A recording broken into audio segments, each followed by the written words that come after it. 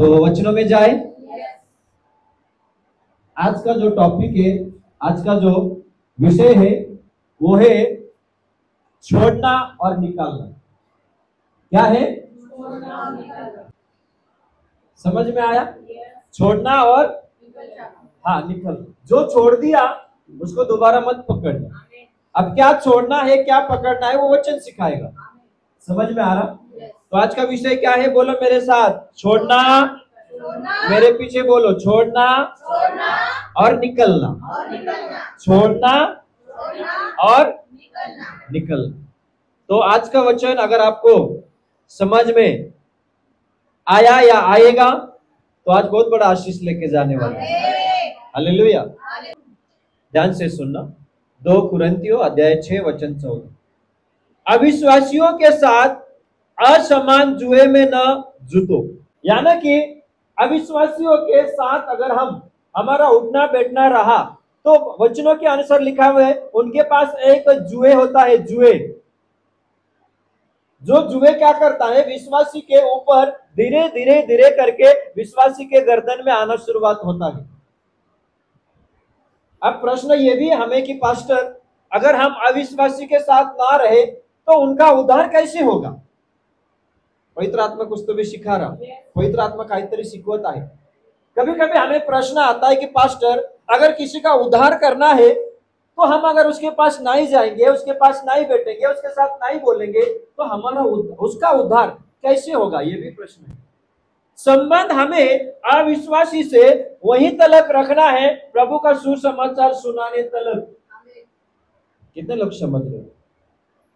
जो अविश्वासी है ना, उनके साथ अगर हमें संबंध बनाना है तो उतने ही संबंध बनाना है कि हमारा वचन उसको बोलणे तलक, सुवार्ता सांगण्यापर्यंत त्या अविश्वासी संगती आपलं नातं असावं। कळालं का? फिलहाल के समय में हमें यही बात समझ में नहीं आता है, इसलिए हमारा अभिषेक जा रहा है। बोला हालेलुया। हमें जितने भी आज तक बाइबल का पढ़ाई अध्ययन हमने किया, ये सारी चीज हमारे पास से धीरे धीरे जा रहा है। क्यों जा रहा है आपको पता है? हमें एक ही बात समझ में आता, अरे वो पापी है, उसके पास मुझे जाना है, रहना है, खाना है, उठना है, बैठना है, तो ही उसका उद्धार होगा ना। पर ये उल्टा है। क्या है? हम उल्टा सोच रहे। बाइबल में तो लिखा हुआ है अविश्वासियों के जुए में तुम कभी भी जुटो मत। उदाहरण के लिए, अगर कोई अविश्वासी व्यक्ति मुझे फोन कर रहा है, क्या कर रहा है? समझो एक अंकल अविश्वासी है और वो मुझे फोन कर रहा है, पास्टर आप हमारे घर में आइए ना। अगर एक कोई अविश्वासी अंकल ने मुझे फोन किया, पास्टर हमारे घर में आओ ना, मैं जाऊंगा। मैं क्या करूंगा? बोला जरा उत्तर में। हाँ, समझ में आ रहा? तो अब ध्यान से सुनना। आज के समय में हमारा अभिषेक, हमारे अंदर जो पवित्र आत्मा का सहभागिता है वो कैसे जा रहा है? शैतान बहुत बड़ा चाल खेलता है। क्या करता है? और ये चाल खेलने के लिए हम उसे मौका देते हैं ना। इसलिए शैतान जब आता है तो अकेले नहीं आता है। किसको किसको लेके आता है?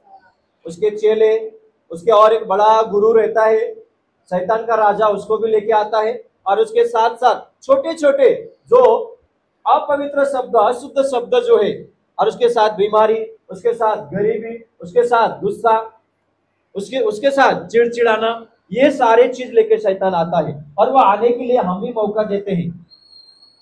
हालेलुया।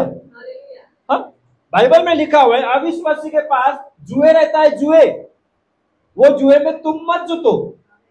समझ में आ रहा क्या?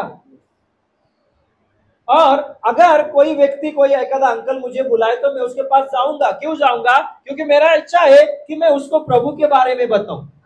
किसके बारे में बताऊं? प्रभु के बारे में। तो ठीक है, मैं एक अविश्वासी व्यक्ति का घर पे चला भी गया तो मैं क्या करूंगा? बैठूंगा, आप कैसे हो, क्या हो, मैं पूछूंगा उन्हें। तो उसके बाद में मैं बताऊंगा, हाँ मैं पास्टर हूँ, मैं विश्वास हूँ, XYZ।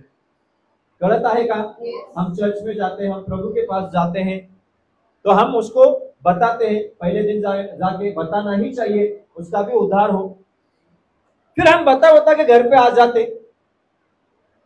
मैं तो ऐसे ही करूंगा, बुलाए, गया, बताया उनको यीशु के बारे में, फिर आ गए। फिर अगर दूसरे दिन मुझे फोन करेंगे कि पास्टर घर पे आ जाओ, हमारे घर में कार्यक्रम है, क्या है, तो चलो दूसरे दिन भी मैं जाऊंगा। फिर मैं जाऊंगा, उनको बोला अंकल आप भी एक बार चर्च में आओ, करता है आप भी एक बार चर्च में आओ। फिर अंकल बोलते हाँ मैं भी आऊंगा। फिर तीसरे दिन या 2 महीने बाद में मुझे फोन करते पास्टर घर पे आ जाओ, बेटे का शादी है। फिर मैं 2 बार 3 बार 4 बार जाके देखता हूँ, हाँ मैं जा रहा हूं, पर वो व्यक्ति तो चर्च में आ नहीं रहा है। सिर्फ मैं उनके ही आज्ञा पालन करता रहूं, तो मुझे ये भी बात ध्यान में रखना कि मैं कौन हूं। गलत है का? वो व्यक्ति तो चर्च में आने के लिए तैयार नहीं है, हाँ आता हूं, हाँ आता हूं, हाँ आता हूं, हाँ आता हूं। तो इसका अर्थ क्या होता है, धीरे धीरे करके शैतान मेरा भी समय खा रहा है। हालेलुया। क्या हो रहा है, मेरा समय खा रहा है, मेरा दिन बर्बाद कर रहा है। Praise the Lord. तो धीरे धीरे करके उसके पास जो जुआ है वो मेरे कंधे के ऊपर आ रहा है, मेरे गर्दन के ऊपर आ रहा है। हालेलुया। तो अभी मैं उनके पास जो जुए है, जो उनके पास जो जोखंड है, वो मेरे पास ना आए, मुझे क्या करना पड़ेगा, बोलो अलग होना पड़ेगा, अलग होना पड़ेगा। 1 दिन ठीक है, 2 दिन ठीक है, 3 दिन ठीक है, उस बारे में चलो उसको, वो अविश्वासु है, उसके पास गए, हमने सुवार्ता बताया, सब कुछ किया, पर बार बार वो मुझे बुला रहा है ना। थोड़े दिन बाद में फिर घर में कुछ कार्यक्रम रहेगा, बर्थडे रहेगा, मैयत रहेगा। हालेलुया। शैतान क्या करता है, हम बोलते नहीं प्यार करना है, प्यार करना है, पर कब तक प्यार करना है? प्यार के लिए भी एक लिमिट है ना। नहीं अविश्वासी से प्यार करना नहीं, उसको प्रभु पता नहीं है, पर धीरे धीरे करके उसके चलाए आप चल रहे हो, तो जरूर ये फाइनल कर लो आज कि तुम्हारे गर्दन के ऊपर शैतान क्या कर रहा है, जुए रख रहा है। इसलिए आज बहुत से विश्वासु लोग धीरे धीरे करके विश्वासु बनने के बाद में ना भटक जाते हैं। क्यों? क्योंकि दुनिया मिल जाता है। क्या मिल जाता है? अगर आपके पास कोई फ्रेंड है, जबी फ्रेंड, भले वो लड़का हो लड़की हो, ध्यान से सुनो, पवित्र आत्मा कुछ तो भी बता रहा कि उनके पास जुए रहता है, जुए, जोखंड। हळू हळू करो, धीरे धीरे करके वो जो जुए है ना, वो शैतान तुम्हारे गर्दन में डालेगा। क्या करेगा? धीरे धीरे करके फिर हम उनके ही कहने के अनुसार, जगीक अधर्मी व्यक्ति के साथ उनके कहने के अनुसार हम चलना शुरुआत करते। उसके बाद क्या होता है? उसके बाद चर्च में आने का भी इच्छा नहीं होता है, वचन सुनने का भी इच्छा नहीं होता है। कभी कुछ पास्टर ने फोन किया, हाँ कैसे हो, क्या? इसलिए आज हमें होशियार होना बहुत जरूरी है। जगीक लोगों से संबंध वही तलक रखो जहां तलक परमेश्वर ने तुम्हें भेजा है उसका उद्धार करने के लिए, वही तलक प्यार करो, ना घर का और ना हम हमारे मन के मालिक। इसलिए पौलुस ने कुरिन्थियों के मंडली को स्पष्ट रीति से कहा, अविश्वासियों के जुए में मत जुटो। तारण कैसे होगा उसका? तारण के लिए भी कुछ लिमिट है ना, ठीक है, ध्यान से सुना। अविश्वासियों के साथ असमान जुए में न जुटो, क्योंकि धार्मिकता और अधर्मी का क्या मेल जोल? कौन है हम? धार्मिक लोग हैं। धार्मिक लोगों के साथ कौन रहता है? धर्मियों के साथ परमेश्वर रहता है। आपके साथ परमेश्वर है। धर्मी और अधर्मी का मेल क्या है? और मेल करके भी फायदा क्या? मेल करके भी, मित्रता रख के भी फायदा क्या? क्योंकि हम तो धर्मी है, हम धर्मी है। यीशु ने हमें उसका लहू देके खरीदा है। आज जिसका अंदर यीशु का लहू है, निश्चय कर लो कि मैं धर्मी हूं, मैं अधर्मी के साथ संगत नहीं रखूंगा। संगत रखा तो मुझे सिर्फ सुवार्ता बताने तलक, सुसमाचार गॉस्पेल है ना, देने तलक मैं संबंध रहूंगा, उसके बाद उसका मेरा कोई संबंध नहीं है। ये करके आज आपको अपना अभिषेक संभालना पड़ेगा। ये कह के आज आपको प्रभु के लिए, प्रभु में बलवान बनना पड़ेगा, स्ट्रांग बनना पड़ेगा। नहीं तो शैतान आपका जितना भी आज तक आपने कमाई हो, यीशु में आने के बाद, चर्च में आने के बाद, सब कुछ धीरे धीरे करके उसका जुआ तुम्हारे कंधे के ऊपर रखेगा, गर्दन के ऊपर, और वो जितना भी आपका है सब कुछ निकाल के लेगा। समझ में आ रहा? क्या बनना है? धार्मिक, धर्मी बनना है।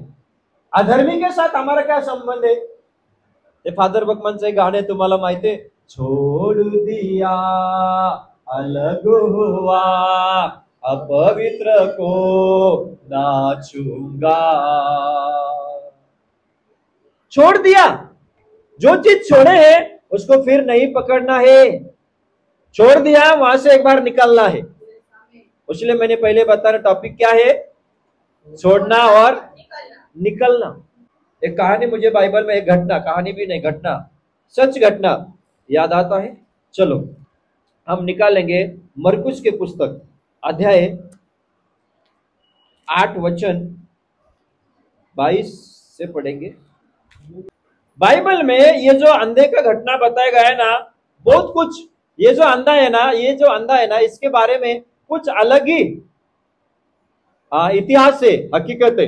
बाइबल में बहुत से अंधे हैं जिनको परमेश्वर ने चंगाई दिया, और एक अंधा था बर्तिमाई भिखारी। समझ में आ रहा?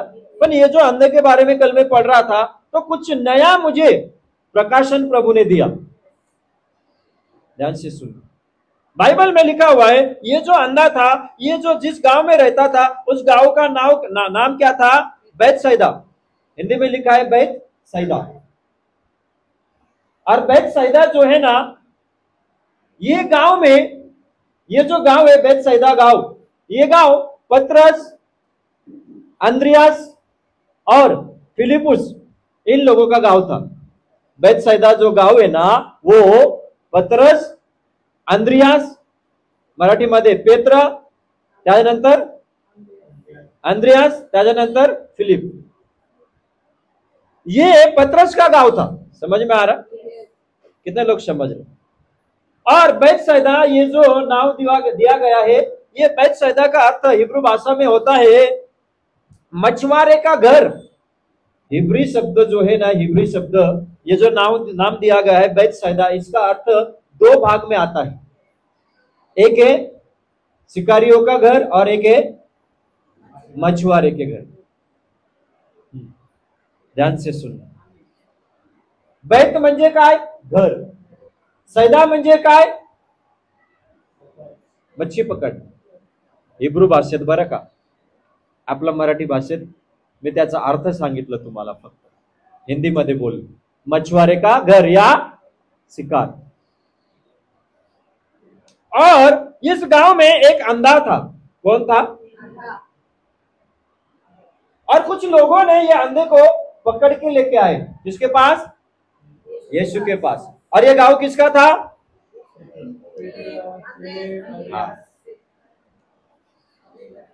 एक वचन देता हूं ताकि आपको पता चले, मैंने जो बोला वो गारंटी के साथ है, पर आप भी पढ़ के देख लो। यूहन्ना की पुस्तक 1वां अध्याय,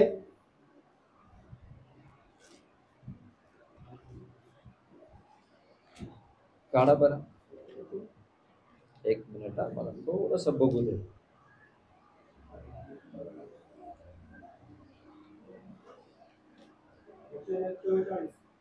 चल 43 है का? बरोबर, वाचा बरं।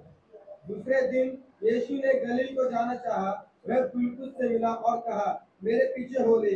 फिलिपुस अंद्रियास और पतरस के नगर बैतसैदा का निवासी था। हाँ, अभी पता चला। चिंता मत करो, मैं जो बोलता हूँ सच्ची बोलता हूँ, इसलिए थोड़ा ध्यान दो। समझ में आ रहा? ये किसका गांव था बैतसैदा? हाँ, और इसी गांव में यीशु मसीह ने 5000 लोगों को खाना खिलाया था, सिर्फ पुरुष 5000। समझ में आ रहा क्या? 5 रोटी और 2 मछली का चमत्कार इसी गांव में हुआ था। कल मैं बाइबल पढ़ रहा था, सब मैंने ढूंढ के निकाला बैतसैदा में क्या क्या हुआ था। बैतसैदा किसका गांव था? बैतसैदा जो है वो पतरस का भाई अंद्रियास और फिलिपुस का गांव था। बैतसैदा गांव में क्या हुआ था? 5,000 लोगों को खाना खिलाया था। और फिर एक दिन उसी बैतसैदा गांव में एक अंधे को पकड़ के लेके आते कुछ लोग।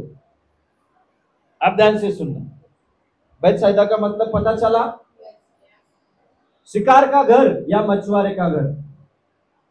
जब इस अंधे को पकड़ के लेके आए तो कुछ लोग बोलते यीशु इसे छू के ठीक कर दे, इसे छू के ठीक कर दे। और बाइबल में लिखा यीशु ने उसे उस वक्त सबके सामने ठीक नहीं किया, सबके सामने ठीक नहीं किया। चलो फिर से निकालो मरकुस के पुस्तक अध्याय 8 वचन 22, आप 23 पढ़ेंगे। हाँ पढ़ो मराठी में। तेव्हा त्याने त्या आंधळ्याचा हात धरून त्याला गावाबाहेर नेले व त्याच्या डोळ्यात फुंकून व त्याच्यावर हात ठेवून त्याला विचारले, तुला काय दिसते काय? बोलो हालेलुया। हालेलुया। कुछ तो भी पवित्र आत्मा आपको सिखा रहा है। आज कुछ तो भी आप अद्भुत लेके जाओगे और आज कुछ तो भी पवित्र आत्मा के द्वारा आप आत्मा से भर जाओगे। सुनो, जिस अंधे का घटना लिखा हुआ है ना, तो अंधे के जीवन से बहुत कुछ सीखने को मिलता है। लोगों ने क्या कहा? यीशु इसे छू के ठीक कर दे। यीशु ने शब्द नहीं बोला। यीशु ने क्या किया? उसका हाथ पकड़ा। सबसे पहले क्या किया? हाथ पकड़ा। बोला हाथ पकड़ा। और दूसरा काम क्या किया? गांव के बाहर लेके गया, गांव के बाहर लेके गया। सुनो इधर मेरे तरफ देखो, क्या किया? अंधे का हाथ पकड़ा और गांव के बाहर लेके गया, गांव के बाहर लेके गया। और बाइबल में लिखा हुआ है गांव के बाहर लेके जाके उसके आंखों में थूका। क्या किया? और थूक के शांत नहीं बैठा, उंगली से उस थूक को और उस आंखों को दोनों को छुआ। कळत आहे का? डोळ्यावर थुंकलं, थुंकून काय केला? हात ठेवलं किंवा बोट ठेवलं। आणि उसके बाद यीशु ने उसे पूछा, तुझे दिखाई दे रहा है क्या? हालेलुया। अब ध्यान से सुनना, बहुत बड़ा प्रगटीकरण है। उस गांव में यीशु मसीह ने उसके जीवन में क्यों काम नहीं किया? क्योंकि पहला नंबर, सुनो, पहला नंबर, परमेश्वर जो है ना, वो आप जैसा उसको काम करने के लिए बोलते वो वैसा काम नहीं करता है। आपका परमेश्वर आपके शब्द से या आपका बोलने से प्रभु वैसा चलेगा नहीं, बल्कि प्रभु के बोलने से आपको चलना पड़ेगा। आज के घड़ी में मैंने बहुत पहले भी बहुत सा बात बताया था। आज हम है ना प्रभु को काम में लगाते। किसको? प्रभु को काम में लगाने से पहले तुम प्रभु के काम करना सीखो। लोग क्या बोल रहे थे? प्रभु इसे छू के ठीक कर, यीशु इसे छू के ठीक कर। अरे मैं तुम्हारे आज्ञा पालन करने के लिए थोड़ी आया हूं, तुम मेरी आज्ञा पालन करो। छू के ठीक कर। यीशु ने छुआ नहीं, छूने के पहले थूका, छुआ बाद में, छूने के पहले थूका।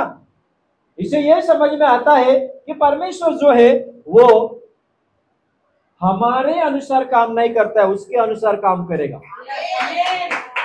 वो बाप है, वो परमेश्वर है, वो उसके अनुसार काम करेगा, वो उसके इच्छा में आएगा, काम करेगा। हाँ, अगर कोई चाहते प्रभु मेरे अनुसार काम करे तो उतना फेवर में रहना बहुत जरूरी है। प्रभु के फेवर में, प्रभु के अनुग्रह में प्रभु काम करेगा, पर उसके पहले तो उसका काम करके बता। प्रभु तेरा काम करे, मेरा काम करे, उसके पहले तू उसका काम करके उसको खुश करके बता, फिर वो तेरा काम करेगा। लेके आए कहीं से तो भी पकड़ के एक अंधे को बोलते प्रभु इसको छू के ठीक कर। क्यों? सिर्फ चमत्कार देखना चाहते हो क्या? प्रभु ने कहा अरे चमत्कार देखना चाहते हो, सिर्फ तुम्हारा चमत्कार ही मैं बंद करता हूं। तुम्हारा चमत्कार ही बंद करता हूं। यीशु ने सबको लेकर नगर के बाहर नहीं गया, उस अंधे का हाथ पकड़ के लेके गया। और अंधे ने भी पूछा नहीं कि मुझे किधर लेके जा रहे हो। आज किसी ने आपका हाथ पकड़ा तो पहले आए काय म्हणून माझा हात धरलं, कोण आहे तू, नेलं तर नेलं, थुंकलं डोळ्यात। काहीतरी शिकण्यासारखी गोष्ट आहे। लेके गया तो गया, अब वो अंधे को क्या पता थूका या पानी डाला, समझ में आ रहा? वो अंधा है, उसको क्या पता, समझ में आ रहा क्या? बहुत अजीब बात है। फिर थूका तो थूका, थूकने के बाद ऐसे ही नहीं छोड़ा, छुआ भी। हालेलुया, है ना? थूके परमेश्वर उसने बनाए हुआ व्यक्ति का क्या बोलता, अपमान करना नहीं चाहता है क्या? नहीं, आज किसी ने अगर आपके ऊपर थूक दिया तो अपमान है, अपमान है। माझ्यावर थूकलं, बघ तुझं जीभच काढेल। आज हम ये बात समझते, हम तेरा जीभ खींच के निकाल दे। प्रभु को धन्यवाद, वो अंधा था बेचारा, नहीं तो पता नहीं प्रभु और उसके बीच में क्या क्या होता था। हालेलुया। थूकने का अर्थ ये होता है परमेश्वर उसके अंदर से कुछ तो भी दे रहा था उसको, थूक के अपमान नहीं कर रहा था। परमेश्वर ने जब आदम को बनाया, परमेश्वर ने फूका, परमेश्वर ने बहुत बड़ा प्रकटीकरण है। परमेश्वर ने जब आदम को बनाया तो उसने उसके नथनों में, नाक में, नथनों में अपना श्वास को फूका, अंदर से वो उस आदम को कुछ तो भी दिया उसने। हालेलुया। उसके बाद में छुआ। जो लोग, परमेश्वर ने अगर आपका हाथ पकड़ा है, परमेश्वर आपको लेके जाना चाहता है और आप प्रभु के हाथ के पकड़े के अनुसार चलना चाहते हो, उन लोगों को परमेश्वर आज कुछ तो भी अंदर से देना चाहता है, उसके अंदर से देना चाहता है। और जब उसके अंदर से देता है ना, अरे अंधापन खुल जाता है। Praise the Lord. लोगों की इच्छा था सिर्फ छू, प्रभु की इच्छा था मैं केवल नहीं छूंगा बल्कि मेरे अंदर से मैं उसको दूंगा। Hallelujah, hallelujah. प्रभु के अंदर से जब निकलता है कुछ चीज, तो वो है ना हमारे अंदरपन निकल डालता है। अब कुछ लोग प्रभु के अंदर से जो निकलता है, दिल से, शरीर के अंदर से, आत्मा से, अभिषेक से, वो लेना नहीं चाहते। प्रभु ऊपर का ऊपर छू ले, ऊपर का ऊपर छूले, बस हो गया। फिर जो ऊपर का ऊपर छूना होता है ना, तो वो लोगों का इच्छा होता है, लोगों की इच्छा। बैतसैदा गांव में जिस अंधे को पकड़ के लेके आए, लोगों की इच्छा था सिर्फ छू ले। प्रभु कहता है मैं केवल तुझे नहीं छूंगा, पर मैं अंदर से तुझे कुछ तो भी दूंगा, जिसे करके पूरा पूरा तेरा अंधेपना निकल जाए। Hallelujah, hallelujah, hallelujah. समझ में आ रहा है? yes. अब पहली बार जब उसको छुआ तो यीशु ने पूछा, अरे बेटा कुछ दिखाई दे रहा है तुझे? हाँ। क्या बोला? हाँ, थोड़ा थोड़ा दिखाई दे रहा है। इंसान है ना, कैसे पेड़ के संबंध चलते दिखाई दे रहे। इंसान, हिंदी में पढ़। वह उस अंधे का हाथ पकड़कर उसे गांव के बाहर ले गया, उसकी आंखों में थूक कर उस पर हाथ रखे और उससे पूछा, क्या तू कुछ देखता है? उसने आंख उठाकर कहा, मैं मनुष्य को देखता हूँ, वे मुझे चलते हुए पेड़ों जैसे दिखाई देते हैं। एक मिनट, वो मैं मनुष्य को देखता हूँ, वो मुझे चलते हुए पेड़। अब ये बताओ, पेड़ चलता है क्या इंसान? गड़बड़ कितना है यहाँ पे पता है अंधे के जीवन में? ये बोलता था कि मैं पेड़ को इंसान के तरह चलते हुए देख रहा हूं। चलता तो इंसान है ना। कितने लोग समझ रहे? सुनना समझना पड़ेगा, बहुत गहराई की बात है। समझोगे तो कुछ तो भी आज आप लेके जाओगे। क्या बोल रहा था आपको पता है? मैं पेड़ों को इंसान के समान चलते देख रहा हूं। देखो उल्टा ही बोल रहा है। पेड़ों को इंसान के समान चलते दिखाई दे रहा है। कितने लोग समझ रहे? यहां पे ना बहुत बड़ा गड़बड़ हुआ है, गड़बड़। फिर से एक बार पढ़। उसने आंख उठाकर कहा, मैं मनुष्य को देखता हूँ, वे मुझे चलते हुए पेड़ों जैसे दिखाई देते हैं। मनुष्य को देखता हूं चलते हुए पेड़ के समान। मैं पेड़ को देखता हूं चलते इंसान के जैसा नहीं बोला। पेड़ को देखता हूं चलते हुए इंसान है। पेड़ चलता क्या इंसान? वो मुझे बताओ पहले। इंसान चलता है। पर ये क्या कर रहा था? उल्टा बोल रहा था। उल्टा बोल रहा था। बात समझ में है? और किधर देख रहा था? बाइबल में लिखा है वो अपने आंख उठा के, आंख उठा के म्हणजे काय? असं वर करून बघत होता मी काय झाडांना ना, झाडांना माणसावानी चालताना दिसतंय मला, वर बघून म्हणतो। ऐसे ही लिखा है, ध्यान से सुनना। चक्कर क्या है? बहुत बड़ा घोटाला है। चक्कर कुछ अलग है। अब सच बात बताना चाहता हूं, ये जो अंधा है ना, ये पैदा का अंधा नहीं था। ये पैदाइश अंधा नहीं था। जब ये बोल रहा है मेरे को पेड़ के समान दिख रहा है, इंसान के समान दिख रहा, तो ये बाद में अंधा हुआ है। हाँ, बाइबल में जो पैदाइश से अंधा था ना, उसके बारे में लिखा है यहाँ। यूहन्ना 9 का अध्याय निकालो, 9 अध्याय यूहन्ना के पुस्तक, यूहन्ना के पुस्तक अध्याय 9 पहला वचन पढ़ो। जाते हुए उसने एक मनुष्य को देखा जो जन्म से अंधा था। हाँ, अब ये जो 9वां अध्याय में अंधा था, ये जन्म के अंधा था। बैतसैदा में जो अंधा था, ये बाद में अंधा हुआ था। प्रगटीकरण बहुत बड़ा है। समझ रहे हो आप? बाइबल में जितने भी अंधे यीशु के पास आए ना, लिखा हुआ है वहां पे वो पैदा से अंधा था। वो पैदाइश अंधा था। पर इस अंधे के बारे में नहीं लिखा ये पैदाइश अंधा था। हालेलुया। हमें कुछ बातें समझना पड़ेगा, कुछ बातों का प्रगटीकरण लेना पड़ेगा। इसलिए चर्च में आके बैठना और प्रभु की जो बोलता है उसको सुनना बहुत जरूरी है। और सुनोगे तो आपका दिशा बदलेगा। हालेलुया। सुनोगे, बात को समझोगे, प्रभु के प्रकाशन लोगे, रेवलेशन लोगे, तो पटरी में चलोगे। नहीं तो गाड़ी उतरी पटरी से, आया ना। ये अंधा कहीं तो भी ऐसा प्रगटीकरण मिलता है, ये बाद में अंधा हुआ था। अब इसका अंधा होने का कारण क्या था? क्योंकि आगे का अगर हम वचन पढ़ेंगे ना, यीशु ने इसे क्या कहा? दोबारा उस गांव में मत जाना। भाई ये मामला कौन सा है? फिर दोबारा उस गांव में मत जाना क्यों कहा यीशु ने? कभी आपने सोचा है? हालेलुया। इसलिए मैं आपको हमेशा कहता हूं, मैं पहले बाइबल बहुत पढ़ता था, अभी पढ़ता कम, ढूंढता ज्यादा।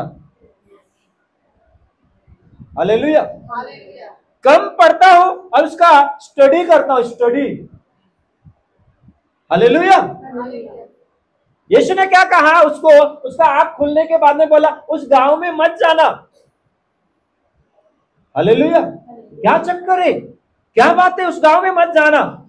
क्योंकि ये जो शब्द यीशु ने बोला उस गांव में मत जाना, तो इसके पीछे बहुत बड़ा प्रगटीकरण है। पहला नंबर ये हो सकता है कि उस गांव में जहां तू रहता था, बैतसैदा गांव में, उस गांव में कुछ ऐसी दुष्ट आत्मा हो सकती है जिसके कारण उसका आंख चला गया होगा। प्रगटीकरण सुन लो। या कुछ ऐसा बीमार उसके अंदर आया होगा जिसके वजह से उसे अंधा बना दिया। पहली बार जब आंख खुला तो वो बोलता है कि मैं जान को इंसान के समझ चलते हुए देख रहा हूं। समझ में आ रहा? यानी कि उसे इंसान कैसे होते ये पता था, पेड़ कैसे होते वो पता था उसको, तभी ना बोल सका। आया ना? एक व्यक्ति जन्म से अंधा, उसको क्या पता पेड़ कैसा होते? आया ना? और बोल रहा बेचारा, जो पहला शब्द होना चाहिए वो बाद में बोल रहा है, जब बाद का शब्द होना चाहिए वो पहले बोल रहा है। यानी कि गड़बड़ किसने किया? कहीं तो भी ये पता चलता है कि इसके अंदर कहीं तो भी दुष्ट आत्मा के शक्ति जरूर कार्य कर रहे होंगे। मेरा विश्वास है, हालेलुया, मेरा विश्वास है। ऐसे ही अंधा नहीं हुआ, ये पैदाइश से अंधा नहीं था, बाद में अंधा हुआ था। प्रगटीकरण सुन लो, बहुत बड़ा रहस्य की बात है। Praise the Lord. समझ रहे हो?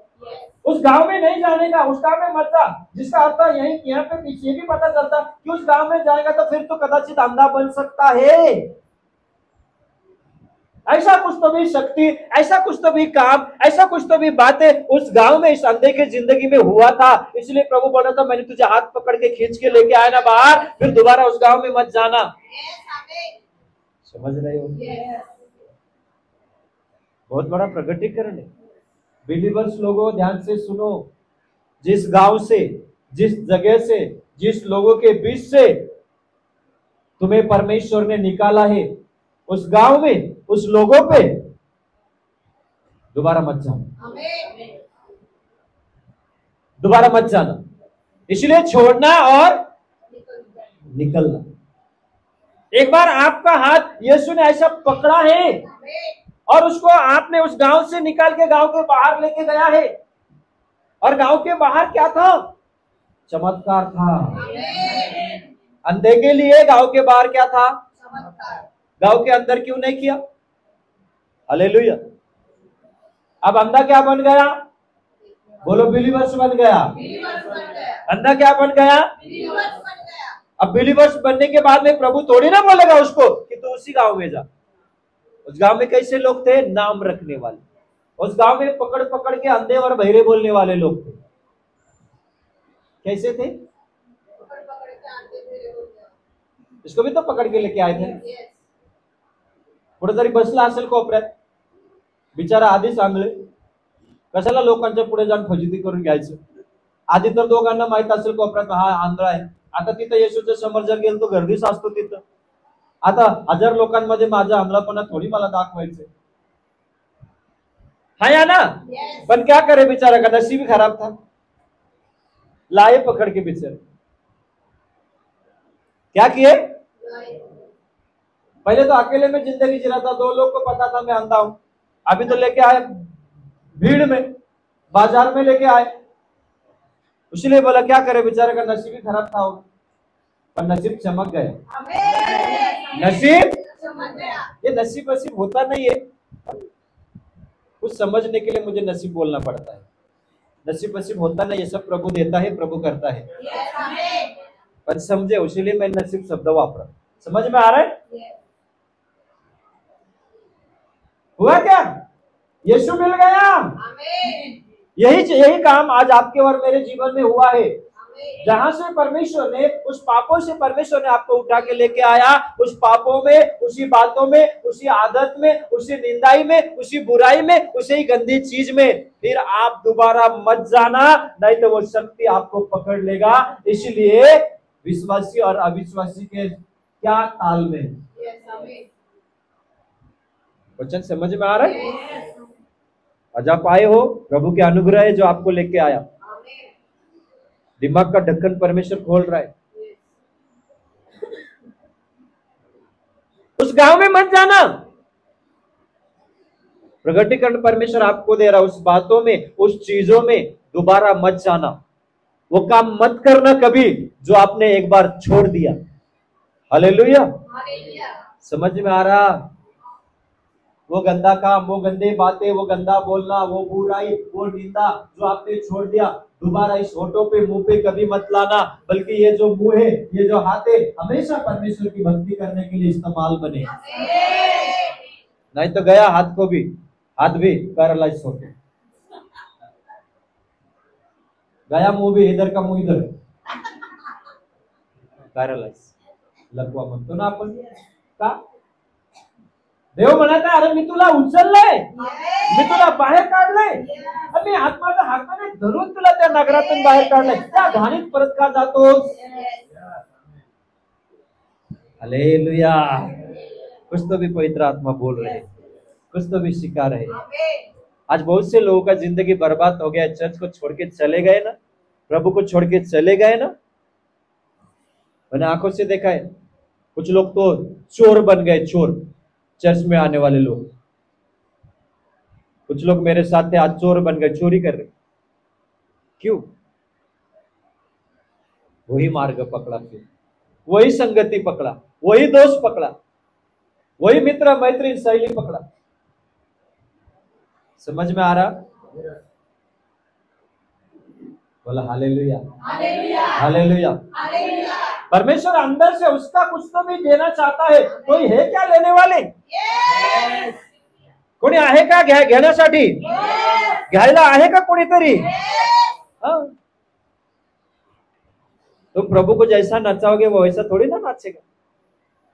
आज हम भ्रम में पड़ गए, मी बोलेल तसं देव करेल. भ्रम आहे आपकी. भ्रम म्हणजे काय कळलं? भूल. भंवर के चक्कर में घूम रहे आज हम, कुछ नहीं पता है आपको. मैं बोलेगा वैसे प्रभु करेगा, करेगा नहीं ऐसा नहीं बोल रहा हूं. तू बोलेगा वैसा करने के लिए तूने प्रभु के लिए क्या किया? इसलिए आज हमारे जीवन में काम नहीं हो रहा है, हमारे जीवन में काम नहीं हो रहा है, बढ़ोतरी नहीं आ रहा है. हालेलुया. घर में नाते रिश्ते नहीं टिक रहे, काम में उन्नति नहीं है, पैसा पानी में उन्नति नहीं है, अनाज खाद्य पदार्थ जो कुछ भी है उसमें भी हमारा आज टिकता नहीं है. क्यों? क्योंकि हमारा जीवन पूरा पूरा सुधरा हुआ नहीं है. अभी भी सुधारो, खुद को बहुत सुधारो. Praise the Lord, praise the Lord. प्रभु तुम्हें जरूर छुएगा. चुनाई छोड़ो, उसके अंदर जितना भी है वो तुम्हारे अंदर डालना चाहता है. वो जो कुछ भी है, भलाई, प्रेम, शांति, अनुग्रह, अभिषेक, नम्रता, संयम. हालेलुया. देना तो चाहता है ना वो, पर लेने वाले कोई चाहिए ना. लेते तो है पर मतलब के लिए, लेते तो है पर मतलब के लिए. समझ में आ रहा? हाँ हाँ, पढ़ेंगे. फिर यीशु ने क्या कहा? हाँ, 1 मिनट 25 पढ़ेंगे. तब उसने दोबारा उसकी आंखों पर हाथ रखे और अंधे ने ध्यान से देखा. हाँ, 2 मिनट रुको. पहले कैसे देखा? आंख उठा के देखा. पहले उसका देखना घमंडी था. हॅलो, म्हणतात ना ते मराठीमध्ये ताट मानेच. बरोबर आहे का?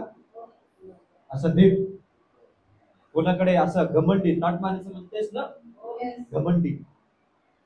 असं बघायचं, असं पहिल्यांदा स्पर्श केला देवाच्या डोळ्याला आणि त्याने असं होतं कदाचित, आणि असं बघायला सुरुवात केली. काय दिसायला सुरुवात झालंय? झाडं, माणसे,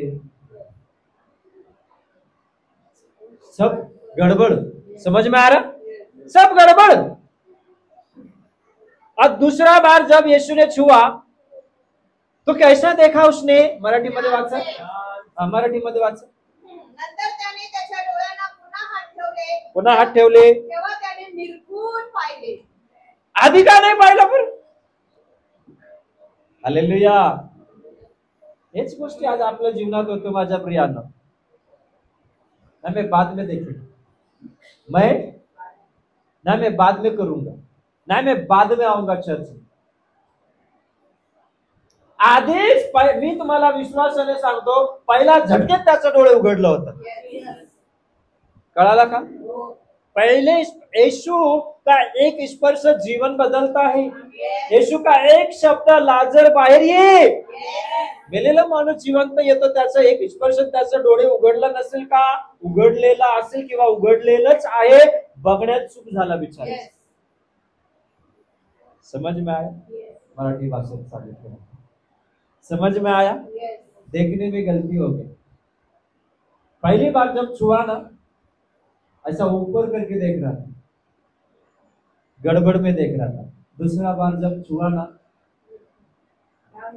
ध्यान से, मराठीमध्ये म्हटलेलं आहे, पहिला ह्याच्यातच तुझं निर्गुण पाहिलं असेल तर, पाहिलं असलं तर, पहले इसमें अगर तुझे ध्यान से देखा रहता था ना, तो पहला झटके में चमत्कार हो गया, मिल गया रहता था। अविश्वास, क्या अविश्वास, पहला झटका घमंड का था, पहला देखना घमंडी था, पहला बोलना गड़बड़ था। हालेलुया। पेड़ चल रहा बोलता है इंसान के जैसे, पेड़ चल रहा, समझ में आ रहा का आपको? आज दोबारा यीशु ने पूछा, अभी दिखाई दे रहा? तो ध्यान से देखा। बिलीवर्स लोगों, ये जो ध्यान से देखो, देखा उसने, ये शब्द जो है ना, ये आपको और मुझे कुछ तो भी सिखाता है। आज हम मसीह में आने के बाद ध्यान से देखते हैं क्या, कि मुझे क्या करना है क्या नहीं करना, ये ध्यान से देखते हैं क्या? यही तो हम फसते आज। दिसतो तसं आणि म्हणून तिथं बिलीवर्स लोक जास्ती फसलेले आहेत आज। ध्यान से देखो, पौलुस कहता है ध्यान से देखो कि मसीहा ने तुम्हें किस तरह उसका अनुग्रह दिया है। ध्यान से देखो और मसीह का काम करते जाओ। पहले झटके में अगर वो ध्यान से देखता था तो यीशु को दोबारा उसको हाथ, उसके आंखों में हाथ रखने का जरूरत नहीं पड़ता था। तो जितने भी लोग यहाँ पे आके बैठे, परमेश्वर बोल रहा है कि मैं जो तुम्हारे जीवन में रख रहा हूं, मेरे अंदर से जो कुछ दे रहा हूं, उसको लेके ध्यान से देख के काम करना सीखो। ध्यान से देखो मुझे क्या करना है, ध्यान से देखो कि मेरे साथ चलने वाला व्यक्ति कैसा चल रहा है या ना। ध्यान से देखो मंडली में विश्वासी लोग कैसे चल रहे हैं। हाँ, वो आत्मा में चल रहा है, उसको देखो ध्यान से और आत्मा में चलना सीखो। पास्टर अच्छा चल रहे, उसको देखो ध्यान से, पास्टर के जैसा चलना सीखो। आंटी अच्छा से चल रही है प्रभु में आने के बाद, तो ध्यान से देखो, उसके चाल चलन को देख के ध्यान से देखो। ये जो ध्यान से बोला है ना, इसमें बहुत बड़ा प्रकटीकरण है। आज हम ध्यान से नहीं देखते, ध्यान से नहीं सुनते, ध्यान से नहीं बोलते, ध्यान से काम करते नहीं, इसलिए जाते हम 12 के भाव में। किसके भाव में?